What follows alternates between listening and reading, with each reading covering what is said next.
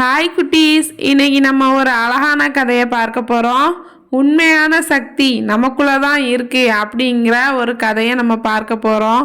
வாங்க இப்போ இந்த கதையை பார்ப்போம். உண்மையான சக்தி. ஒரு சிற்பி தினமும் தன் கையில் சுத்தியலும் மொழியுமாக கல்லை செதுக்கி செதுக்கி உயிரோவியமாக சிலை உருவாக்குவான்.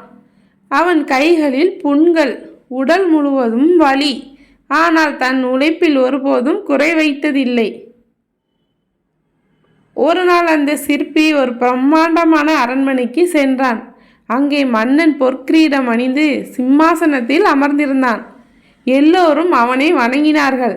அதை பார்த்த சிற்பியின் மனதில் ஒரு எண்ணம். அடடா, இந்த மன்னனை போல இருப்பவன்தான் மகிழ்ச்சியானவன் என்று நினைத்து கொண்டான். அதே இரவு ஒரு அற்புதம் நடந்தது. சிற்பி கண் விழித்த போது அவன் மன்னனாக மாறிவிட்டான். அவனும் இப்போது சிம்மாசனத்தில் அமர்ந்தான். ஆனால் சில நாட்களிலேயே அவனுக்கு சுகம் குறைய தொடங்கியது. கொளுத்தும் வெயில் அவனை வாட்டியது. அப்போது அவன் நினைத்து கொண்டான், மன்னன் என்ன, இந்த வெயில்தான் சக்தி வாய்ந்தவன் என்று.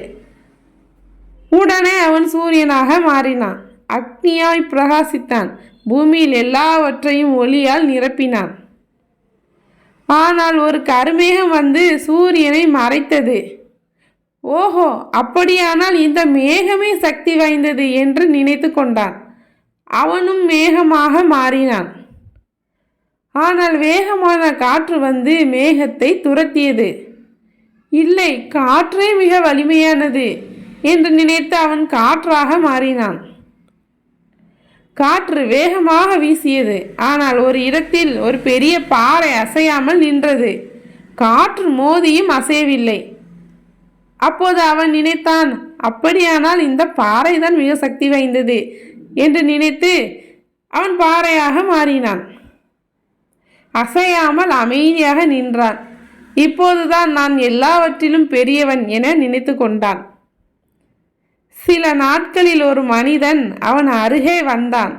உளியையும் சுத்தியலையும் எடுத்துக்கொண்டு அந்த பாறையை செதுக்கத் தொடங்கினான். அவன் யார் தெரியுமா? அவனே அந்த சிற்பிதான். அவன் சிரித்தான். அப்போதுதான் ஒன்றை உணர்ந்தான். உண்மையான சக்தி நம்முள் தான் இருக்கிறது. நமக்குள் இருக்கும் திறமைதான் உலகின் மிகப்பெரிய சக்தி. மற்றவரை போல ஆக வேண்டிய அவசியமே இல்லை. நம்மை நாமே செதுக்கி கொண்டால் அதுவே நிஜமான மகிழ்ச்சி. குழந்தைகளே, இந்த அழகான கதை உங்களுக்கு பிடித்திருந்தா லைக் பண்ணுங்க, உங்கள் ஃப்ரெண்ட்ஸுக்கு ஷேர் பண்ணுங்க, மறக்காம நம்ம சேனலை சப்ஸ்கிரைப் பண்ணுங்க.